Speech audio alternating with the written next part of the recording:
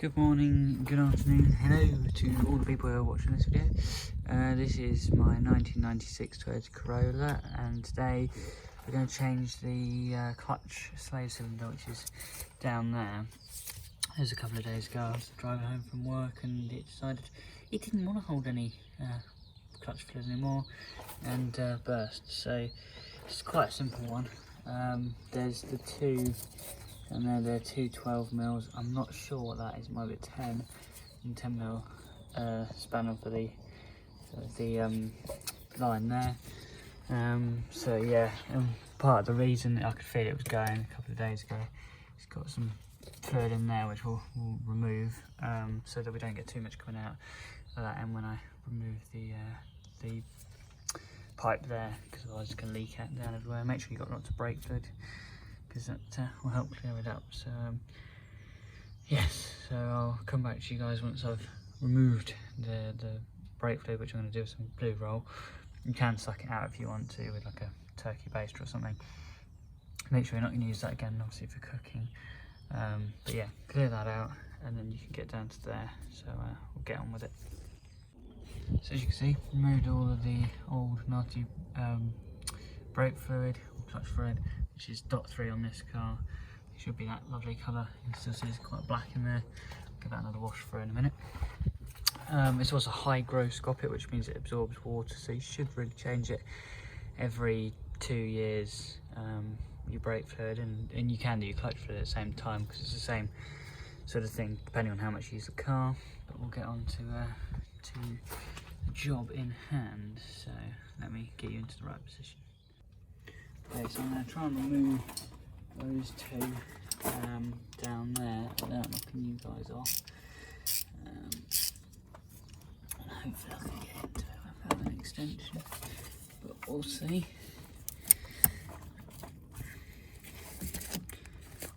Without knocking the phone off. That's it. That's the first one. The second one.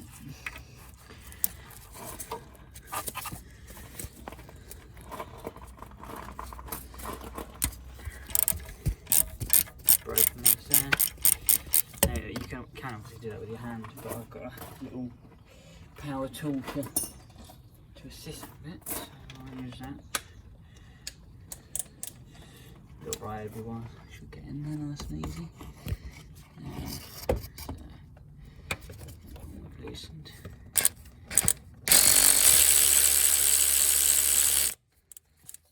That was much quicker than hand doing it. Quite short, and then I'm going to place them up on the scuttle in order. I know where we're going with it.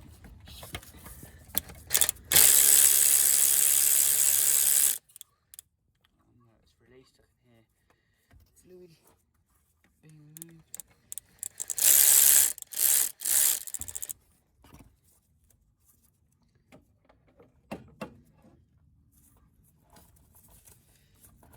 Now come and look at that.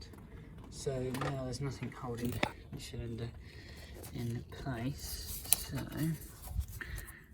that's loose there, so it's literally just taking that little support out and then taking it off there. So I should have really done that first, but we'll see, it should still work. And then it literally just pops out and you can hear the thing. I don't know whether, let's try to pull the fluid back. There's some coming back through the reservoir, so it's partly working, but yeah.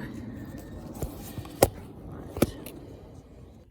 So if I put the bolt back in, that I took out one of the 12 mils, and I've just cracked it off camera, so hopefully it will come off lovely and easily. And I'm going to clean this up because I don't want to put it back dirty. The problem is there's two coolant hoses, as you've probably seen from when I was showing you from above. There's one above, and then there's one on the side, so it's a little bit hard to get the old spanner on it, but let's see. Twist. This way you use your brake line spanners, and I do quite like a brake line spanner, and I know that they do make lovely ratcheting ones as well. So.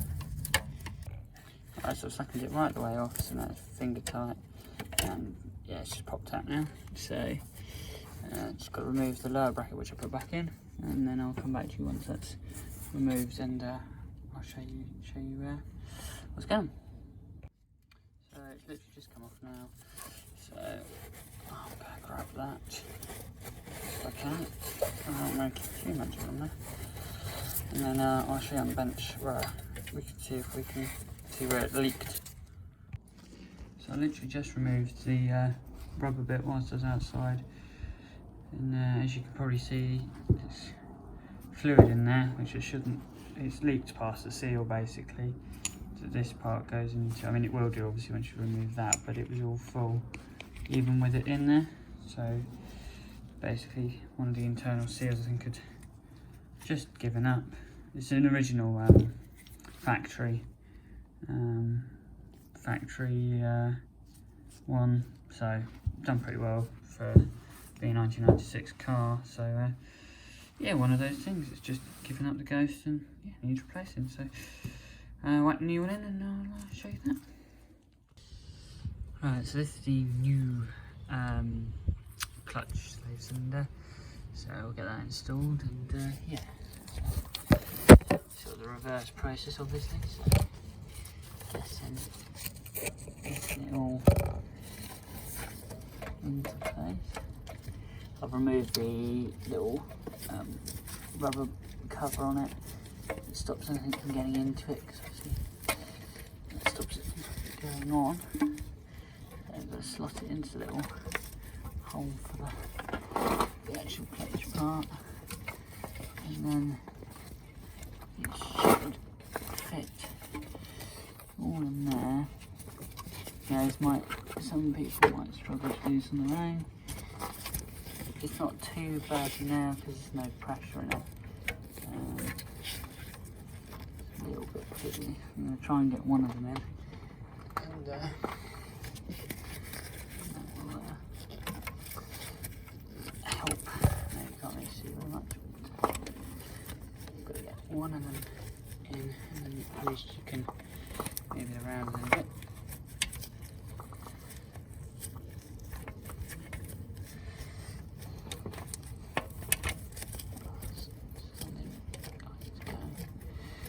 Now I'd suggest not doing these up with the tool to start with, because you've got a feeling going in.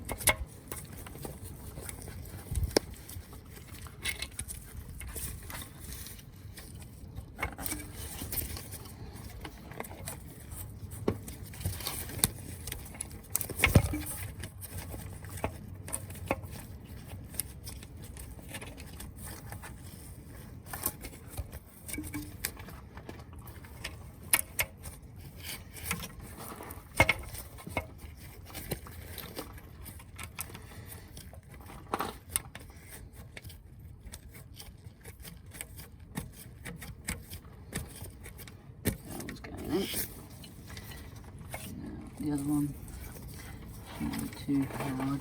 I might actually get the in down there started so that the bracket holds it on here. So, and that will mean that it should roughly be thick enough. Get the other bolt in. Now some people would put a little bit of either white grease or even copper grease, but I'm hoping never to touch this again, so I'm going to leave it. It should never really need doing. Well, I mean they do go obviously if it's in rubber seals. Right, I'm going to clean that up. Those two 12mm by hand. Let's see if I can get into slightly. Yeah, better position. Do those two up. Get in. Go in the other way.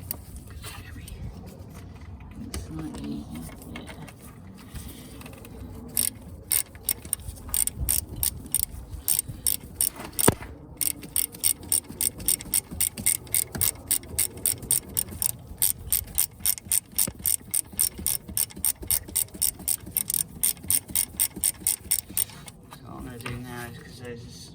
going up reasonably with the ratchet, I'm going to go on with my little tool,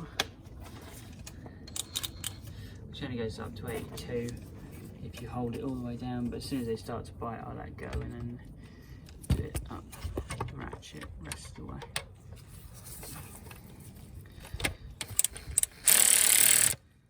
They start to bite.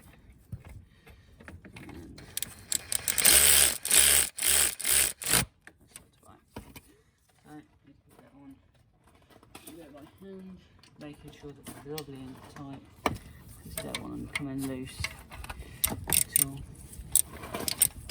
I don't know what the torque is on them, as long as they're tight, it's probably okay. And you can normally judge it if you've done car stuff before. I would say consult a manual. In your own case, I wouldn't trust you if you don't feel comfortable. I'm not giving advice, this is just like I'm going to do it. Right, that feels tight. There's the other one. And I keep hitting you guys with the ratchet. It's just the ankle. I'll probably move you back. There. The seat. Now the important bit is the bleeding pressure. Is you want to make sure there's no air in this. Otherwise you'll still have no clutch, so you won't be fixing the problem.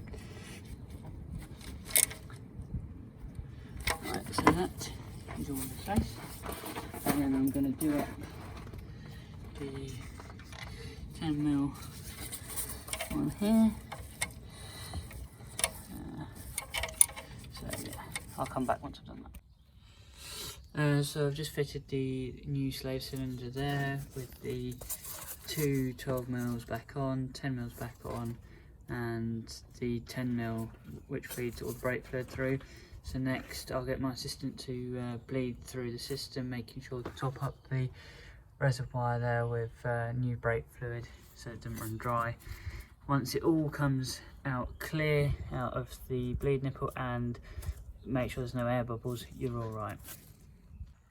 Next I'm going to top off the brake fluid reservoir like so, up to the max line, which is there. That's into the max line and I'll bleed it through next.